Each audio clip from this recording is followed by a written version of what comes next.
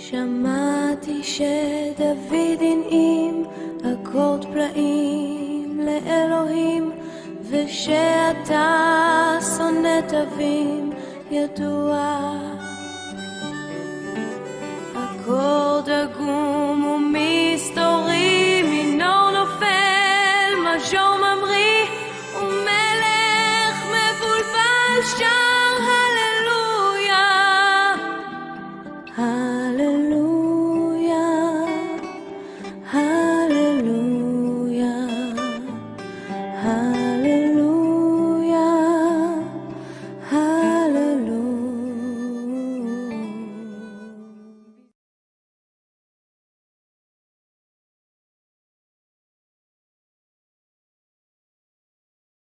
خدا کے مقدس پاک کلام میں سے ہم تلاوت کریں گے تسلونیکے کی کلیسیا کے نام پولس رسول کا لکھا گیا پہلا خط، اس کا 4واں باب، پہلی آیت سے 12ویں آیت تک۔ غرض اے بھائیو، ہم تم سے درخواست کرتے ہیں اور خداوند یسوع میں تمہیں نصیحت کرتے ہیں کہ جس طرح تم نے ہم سے مناسب چال چلنے اور خدا کو خوش کرنے کی تعلیم پائی، اور جس طرح تم چلتے بھی ہو اسی طرح اور ترقی کرتے جاؤ، کیونکہ تم جانتے ہو کہ ہم نے تم کو خداوند یسوع کی طرف سے کیا کیا حکم پہنچائے۔ چنانچہ خدا کی مرضی یہ ہے کہ تم پاک بنو، یعنی حرام کاری سے بچے رہو، اور ہر ایک تم میں سے پاکیزگی اور عزت کے ساتھ اپنے ظرف کو حاصل کرنا جانے، نہ شہوت کے جوش سے ان قوموں کی مانند جو خدا کو نہیں جانتی، اور کوئی شخص اپنے بھائی کے ساتھ اس امر میں زیادتی اور دغا نہ کرے، کیونکہ خداوند ان سب کاموں کا بدلہ لینے والا ہے۔ چنانچہ ہم نے پہلے بھی تم کو تنبیہ کر کے جتا دیا تھا، اس لیے کہ خدا نے ہم کو ناپاکی کے لیے نہیں بلکہ پاکیزگی کے لیے بلایا۔ بس جو نہیں مانتا وہ آدمی کو نہیں بلکہ خدا کو نہیں مانتا، جو تم کو اپنا پاک روح دیتا ہے۔ مگر برادرانہ محبت کی بابت تمہیں کچھ لکھنے کی حاجت نہیں، کیونکہ تم آپس میں محبت کرنے کی خدا سے تعلیم پا چکے ہو، اور تمام مقدونیہ کے سب بھائیوں کے ساتھ ایسا ہی کرتے ہو۔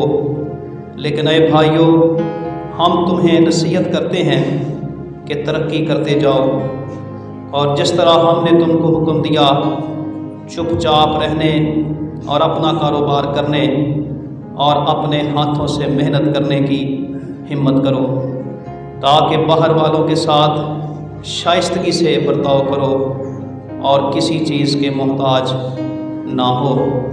خداوند کے مقدس کلام کے پڑھے اور سنے جانے پر خدا کی برکت ہو، آمین۔ تشریف رکھیں۔ مسیح خداوند میں معزز بزرگوں، بھائیوں، بہنوں اور چھوٹے بچوں، آج کی سویر میں نے جس مضمون کو چنا ہے یہ عملی نصیحتیں ہیں۔ خدا کے خادم نے لکھا ہے کہ ماں نرمی اور شفقت کی تصویر ہوتی ہے، اور باپ حکمت اور نصیحت کا منبع ہوتا ہے۔ تلاوت کردہ متن جس میں ہمیں ایک نصیحت کرنے والا شخص، ایک ناصح ملتا ہے، اور یہ نصیحت کرنے والا کون ہے؟ یہ خدا کا بندہ، نئے عہد نامہ کا ایک عظیم خادم جس کا نام مقدس پولس رسول ہے۔ پولس رسول نے تسلونیکے کی کلیسیا کے نام پہلے خط کو لکھتے ہوئے اس بات کا اظہار کیا ہے کہ جب وہ تھسلنیکے کے لوگوں کے درمیان رہ رہا تھا تو وہ ایک ماں کی طرح ان کے ساتھ نرمی سے پیش آتا رہا اور ایک باپ کی طرح ان کو نصیحت کرتے رہا اور دلاسا دیتا رہا۔ اس لیے میرے عزیزو، آج کی سویر ہم جن نصیحتوں پر غور کریں گے، جن کے بارے میں ہم سیکھنے کی کوشش کریں گے، یہ ایک خادم، ایک پاسبان اور ایک روحانی باپ کی طرف سے اپنی کلیسیا کو کی گئی نصیحتیں ہیں۔ اس سے پہلے کہ ہم ان نصیحتوں کے بارے میں سیکھیں، ان کے بارے میں بات کریں یا ان میں سے آج کی سویر اپنے لیے محاصرات کو اکٹھا کریں، سب سے پہلے ہم یہ سیکھنے اور سمجھنے کی کوشش کریں کہ تھسلنیکے میں کس طرح سے کلیسیا قائم کی گئی اور تھسلنیکے کے کلیسیا کے ساتھ مقدس پولس رسول کس طرح سے محبت اور پیار اور شفقت کا اظہار کرتا ہے۔ جب ہم اعمال کی کتاب کے باب نمبر 17 کو پڑھتے ہیں تو اس میں ہمیں یہ بیان ملتا ہے کہ فلپی کے قید خانہ سے رہا ہونے کے بعد امفیپلس اور اپولونیا سے ہوتے ہوئے پولس اور سیلاس تھسلنیکے میں پہنچ گئے ہیں۔ فلپی کے قید خانہ کے بارے میں آپ سب جانتے ہیں کہ اس وقت کیسی مشکلات پولس اور سیلاس کے سامنے آئی تھی۔ ہم نے چند اتوار پہلے اس کے بارے میں سیکھنے کی کوشش کی کہ جب فلپی کے علاقہ میں، مقدونیہ میں، یونان میں ایک پہلی کلیسیا قائم کی گئی تو حالات جو تھے وہ کوئی فیوریبل نہیں تھے، حالات اتنے آسان نہیں تھے، لیکن پولس اور سیلاس وہاں پر منادی کرتے رہے اور ایک وقت آیا کہ ان کو قید خانہ میں ڈال دیا گیا۔ اور ایک بڑا مشہور واقعہ ہے کہ پولس اور سیلاس کو قید میں ڈالا گیا، ان کے پاؤں کاٹ میں ٹھونک دیے گئے اور رات کے وقت وہ کیا کر رہے ہیں؟ خدا کی حمد کے گیت گا رہے اور دعا کر رہے ہیں۔ اس کے بعد جب فلپی کی کلیسیا قائم ہو گئی ہے تو اعمال کی کتاب کے 17 باب کے مطابق یہ لوگ تھسلنیکے کے علاقہ میں آ گئے ہیں۔ آپ اس میں پڑھ سکتے ہیں کہ کس طرح سے جب پولس اور سیلاس وہاں پر موجود ہیں اور تقریباً 3 سبتوں تک، یعنی کہ 3 سبت میں پولس اور سیلاس کتاب مقدس میں سے ان لوگوں کے ساتھ بحث کرتے رہے اور دلیلیں دے دے کر ان کو کتاب مقدس کے معنی کھول کھول کر بیان کیے۔ اب بہت سے لوگ جو تھے وہ پولس اور سیلاس کی بات کو مان بھی رہے تھے۔ آپ بائبل مقدس میں پڑھ سکتے ہیں کہ بہت سے لوگ، شریف عورتیں ان کے ساتھ مل گئیں، انہوں نے ان کی بات کا یقین کیا ہے، لیکن بہت سے ایسے لوگ ہیں جو ان کی مخالفت بھی کر رہے ہیں۔ تو ان حالات میں کیا ہوا کہ ان لوگوں نے ایک بھیڑ کو اپنے ساتھ ملا لیا اور ایک شخص کا ہمیں ذکر ملتا ہے جس کا نام یاسون ہے، جو پولس اور سیلاس کی مہمانداری کر رہا تھا۔ ان کو انہوں نے گرفتار کیا، ان کو قید میں ڈالا، ضمانت لے کر چھوڑ دیا اور پولس اور سیلاس کو راتوں رات وہاں سے نکلنا پڑا۔ میرے عزیزو، ان حالات میں جب پولس اور سیلاس وہاں سے چلے گئے تو قابل غور بات یہ ہے کہ ایک ایمانداروں کی جماعت پیچھے چھوڑ گئے ہیں۔ اس جماعت نے مسیحی عقائد کی تعلیم پائی، وہ مضبوط ہوئے، مستحکم ہوئے اور اذیت اور اعزار ثانی بھی ان کے ایمان کو ہلا نہ سکی۔ لیکن ایک وقت آیا کہ پولس رسول کو یہ خبر پہنچی کہ تھسلنیکے کی کلیسیا میں کچھ مسائل بھی ہیں۔ مسائل کیا ہے؟ ایک مسئلہ یہ تھا کہ تھسلنیکے کی کلیسیا کے ایماندار اس بات کی فکر میں تھے کہ ہمارے وہ عزیز جو منادی اور خوشخبری کو سننے سے پہلے اس جہان سے رحلت کر چکے ہیں، اب آنے والے جہان میں ان کے ساتھ کیا ہوگا۔ دوسرا مسئلہ یہ تھا کہ جب اظہار ثانی آئی تھی، پریشانی تھی، اور غیر قوم کی طرف سے یا یہودیوں کی طرف سے مسیحی لوگوں کو ستایا جا رہا تھا، تو یہ بھی لازم تھا کہ پولس رسول ان کی حوصلہ افزائی کے لیے کچھ لکھے۔ جب ہم تھسلنیکے کی کلیسیا کے نام پہلے خط کا مطالعہ کرتے ہیں تو اس میں ہمیں یہ بیان ملتا ہے کہ پولس نے کہا کہ میں نے ایک نہیں بلکہ 2 دفعہ تمہارے پاس آنے کی کوشش کی ہے، لیکن شیطان نے مجھے روکا ہے۔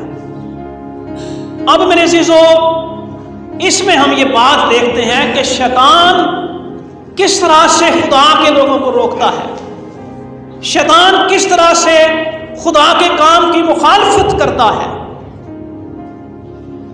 اس متن میں ہم وثوق سے نہیں کہہ سکتے، کوئی حتمی بات نہیں کر سکتے کہ کون سی مشکل پولس کے سامنے آئی کہ وہ تھسلنیکے میں نہیں آ سکا۔ شیطان کس طرح سے کام کرتا ہے، شاید وہ بیماری کے ذریعہ سے، شاید وہ کسی نقصان کے ذریعہ سے، شاید پولس کے پاس سفر کرنے کے لیے روپے پیسے نہیں ہیں، شاید اسے کسی مخالفت کا سامنا ہے، کوئی بھی وجہ ہو سکتی ہے جس کے ذریعہ سے شیطان نے پولس کو روکا ہے تاکہ وہ تھسلنیکے کی کلیسیا میں واپس نہ جا سکے۔ اور جب وہ وہاں نہیں جا سکا تو پھر اس نے محسوس کیا کہ مجھے ایک خط تھسلنیکے کی کلیسیا کے نام لکھنا چاہیے۔ تو میرے عزیزو، یہ ایک پس منظر ہے، یہ ایک بیک گراؤنڈ ہے کہ حالات کیا تھے، ماحول کیسا تھا جب پولس رسول نے تھسلنیکے کی کلیسیا کو خط لکھنے کے لیے قلم اٹھایا۔ عملی نصیحتیں۔ سب سے پہلی نصیحت جو پولس رسول تھسلنیکے کی کلیسیا کو کر رہا ہے، ان آیات میں اس کا ایک مضمون نکلتا ہے اور وہ ہے پاکیزگی۔ تم پاک بنو، حرام کاری سے بچے رہو، ہر ایک تم میں سے پاکیزگی اور عزت کے ساتھ اپنے ظرف کو حاصل کرنا جانے۔ میرے عزیزو، جیسا کہ میں نے پہلے عرض کیا کہ اس خط کا جو بڑا سبق ہے یا بڑی بات ہے وہ خداوند یسوع مسیح کی آمد ثانی ہے، کہ لوگوں کو تیار کیا جا سکے کہ خداوند یسوع مسیح اپنے لوگوں کو لینے کے لیے آئے گا۔ اس کے ساتھ ساتھ وہ یہ بتانا چاہتا ہے کہ تھسلنیکے کی کلیسیا کے لوگ اس کوشش میں رہیں کہ وہ خدا کو خوش کر سکیں، جیسی تعلیم انہوں نے پائی ہے اس تعلیم کے مطابق وہ چل سکیں، مناسب چال چلن رکھ سکیں، اس تعلیم میں ترقی کرتے جائیں تاکہ خدا ان کی زندگیوں سے خوش ہو سکے۔ خدا کا ایک خادم اس حصے کی بڑی خوبصورت تشریح کرتا ہے، وہ کہتا ہے کہ یہ بالکل پرانے عہد نامہ کے ایک کردار کے ساتھ یہ باتیں مشابہت رکھتی ہیں، اور وہ کردار کون سا ہے؟ وہ کردار خدا کے بندہ ہنوخ کا کردار ہے۔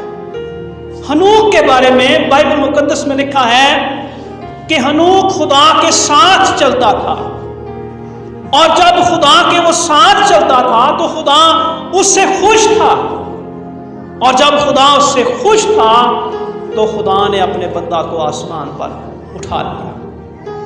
اسی طرح سے میرے عزیزو، جب ایک مسیحی ایماندار خدا کے ساتھ ساتھ چلتا ہے تو خدا اس سے خوش ہوتا ہے، اور ایک وقت آئے گا کہ جب خداوند یسوع مسیح خدا تعالیٰ کا بیٹا جب وہ آسمان پر سے اپنے لوگوں کو لینے کے لیے آئے گا تو لکھا ہے کہ پہلے تو وہ جو مسیح میں ہوئے جی اٹھیں گے، اور پھر ہم جو زندہ باقی ہوں گے ہوا میں اڑ کر اپنے خداوند کا استقبال کریں گے۔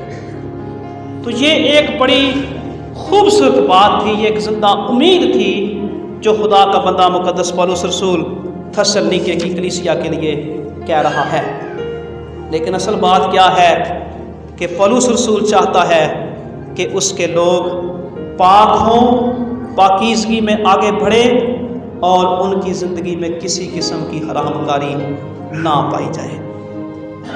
اس سے مراد ہر قسم کی ناپاکی ہے، دل، بول چال، چال چلن، جو کچھ پاک دامنی کے خلاف ہے وہ خدا کے حکم کے خلاف ہے، اور اس پاکیزگی کے خلاف ہے جس کا تقاضا خوشخبری کر رہی ہے۔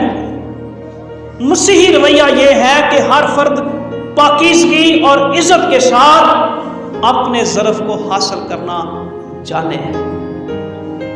یہاں پر لفظ ظرف استعمال کیا گیا۔ ظرف سے مراد دو باتیں لی جاتی ہیں۔ بہت سے بائبل مقدس کے تراجم میں نے دیکھا، پہلی بات اس کے بارے میں بدن کی گئی کہ ہر شخص پاکیزگی اور عزت کے ساتھ اپنے بدن کو پاک رکھنے کی کوشش کرے۔ ہر شخص اپنے بدن پر قابو رکھے، ضبط رکھنا چاہے، اپنے بدن سے خدا کا جلال ظاہر کرے، اپنے بدن کے اعضاء ناراستی کے اعضاء ہونے کے لیے نہ دے۔ تو پاکیزگی کے لیے پہلی بات جو ضروری ہے وہ یہ ہے کہ ہر ایماندار اپنے بدن پر قابو رکھنا سیکھ جائے۔ دوسری اس کی تشریح یہ ہے، سیاق و سباق کے مطابق ظرف سے مراد بیوی یا شریک حیات بھی ہو سکتا ہے۔ ہر ایماندار کا فرض ہے کہ اپنے شریک حیات، اپنی بیوی کے ساتھ عزت اور شائستگی سے سلوک کرے اور ازدواجی بے وفائی کی پستی میں نہ گرے۔ میرے عزیزو، اس سے زیادہ بے عزتی کی بات کیا ہو سکتی ہے کہ ایک ذی عقل روح جسم کی خواہشات اور حیوانی شہوتوں کی غلام ہو جائے، جسم کی خواہشات کو ضبط نہ کر سکے اور جسمانی خواہشات کو پورا کرے۔ وہ ایماندار بے دینوں اور بت پرستوں کی طرح زندگی بسر کر رہا ہے۔ امثال کی کتاب اس کے 25ویں باب کی 28ویں آیت میں لکھا ہے، جو اپنے نفس پر ضابط نہیں وہ بے فصیل اور مسمار شدہ شہر کی مانند ہے۔ آیت نمبر 6 میں لکھا ہے، کوئی شخص اپنے بھائی کے ساتھ اس امر میں زیادتی اور دغا نہ کرے۔ میرے عزیزو، بیرا روی، اس کے 3 رخ ہیں، اس گناہ کے، حرام کاری کے 3 رخ ہیں۔ یہ خدا کے روح کے خلاف گناہ ہے، یہ اپنے بدن کے خلاف گناہ ہے، اور تیسرا رخ یہ ہے کہ یہ دوسرے لوگوں کے خلاف بھی گناہ ہے۔ جب کوئی ایماندار یا جب کوئی شخص اپنے بھائی کے ساتھ اس امر میں زیادتی کرتا ہے تو اپنی خواہشات کی تکمیل کے لیے بہت سے بسے بسائے گھر تباہ کر دیے جاتے ہیں، اجاڑ دیے جاتے ہیں۔ خدا کا کلام یہ سکھاتا ہے کہ صرف اپنی خواہشات کو پورا کرنے کے لیے اپنے بھائی کے گھر کو نہ اجاڑو، اپنے بھائی کے ساتھ زیادتی نہ کرو۔ اس کے لیے ایک بڑی خوبصورت مثال ہمیں مقدس یوسف کی وفاداری کی ملتی ہے۔ جب ہم پیدائش کی کتاب کے 39ویں باب میں جاتے ہیں تو ایک بڑا خوبصورت بیان ہے جو یوسف کی طرف سے دیا گیا ہے۔ اس نے اپنے آقا کی بیوی سے کہا کہ میرے آقا کو خبر بھی نہیں ہے کہ اس کے گھر میں کیا کیا ہے، اس نے اپنا سب کچھ میرے سپرد کر دیا ہے، میں ہر چیز کو اپنی مرضی کے ساتھ استعمال کر سکتا ہوں، لیکن میں اس کے گھر میں ایسی بڑی بدی نہیں کر سکتا، میں ایسا نہیں کروں گا کہیں میں خدا کے حضور میں گناہ گار نہ بنوں۔ تو میرے عزیزو، خدا کا کلام ہم سے یہ تقاضا کرتا ہے کہ ہم ایسی بڑی زیادتی سے اپنے آپ کو روکیں، ہم پاکیزگی کے ساتھ اپنے دل کو پاک رکھتے ہوئے اپنی زندگی کو بسر کریں۔ تاکہ ہم جب خداوند یسوع مسیح آئیں تو ان کے ساتھ ہم آسمان پر جا سکیں، کیونکہ میرے عزیزو لکھا ہے کہ وہ ہر ایک کو بدلہ دے گا۔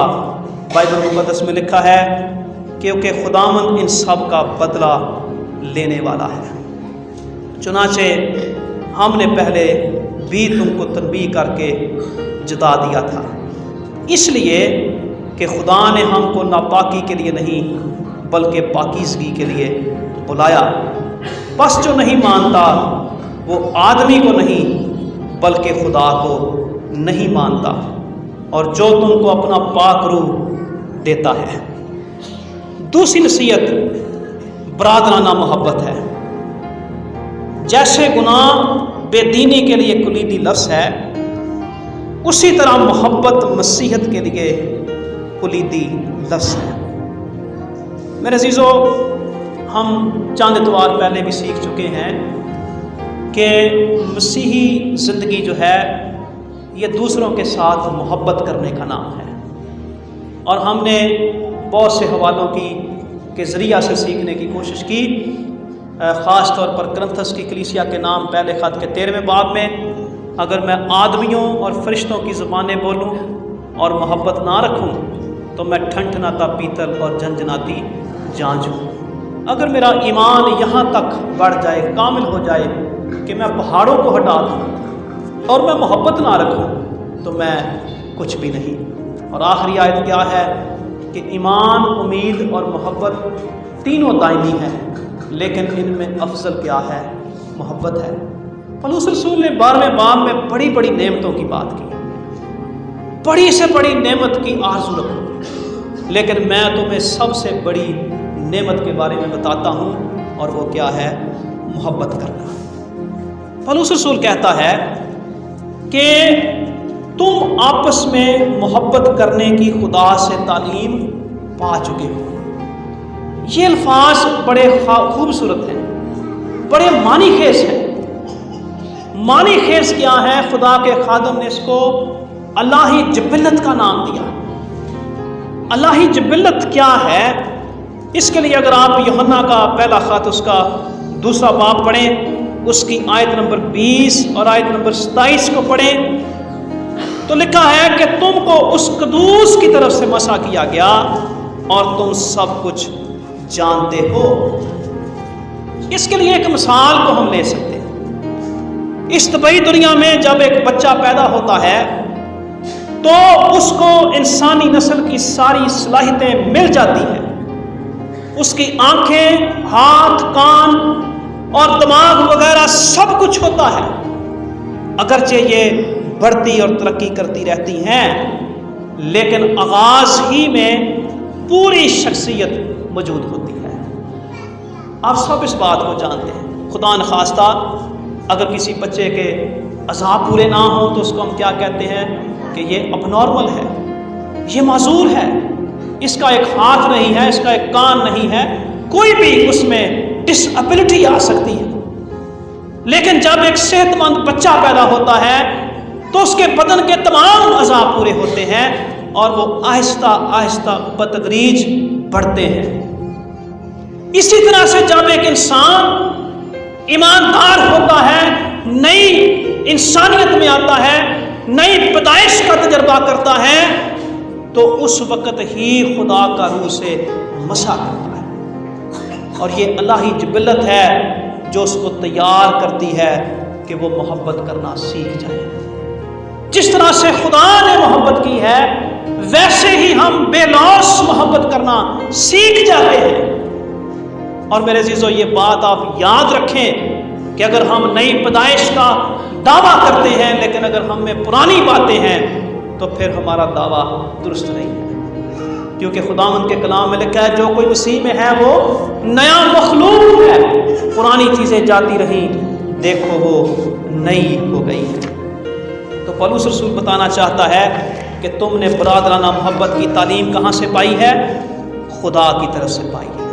دوسرا اس کا ذریعہ خدا کے خادمین تھے، خدا کے رسلاء تھے، وہ شاگرد تھے جو اس پیغام کو لے کر ان تک پہنچے تھے تاکہ وہ خدا کے لوگوں کو تیار کر سکیں۔ تیسری نصیحت، اس کو میں نے 3 حصوں کو اکٹھا کیا ہے۔ ایسی زندگی جو دوسروں سے ہم کلام ہوتی ہے۔ 3 کاموں کی ہمت کرو۔ پہلی بات، چپ چاپ رہنا۔ میرے عزیزوں، امثال کی کتاب میں لکھا ہے کہ جو اپنے لب بند رکھتا ہے ہوشیار ہے۔ اپکتیت نے کہا کہ قدرت نے ہمیں 2 کان دیے ہیں اور 1 زبان دی ہے تاکہ ہم زیادہ سنیں اور کم بولیں۔ کئی دفعہ ہم باتوں میں خطا کر جاتے ہیں، کئی دفعہ ہم ہر بات کا جواب دینا چاہتے ہیں، کئی دفعہ ہم دوسروں کی زندگیوں میں دخل اندازی کرنا چاہتے ہیں، لیکن یہ عملی نصیحت ہے کہ ہم چپ چاپ رہنے کی ہمت کریں۔ اس کے لیے یہودا کے خط میں ہم نے ایک مثال کو سیکھا، میکائیل فرشتے کے بارے میں۔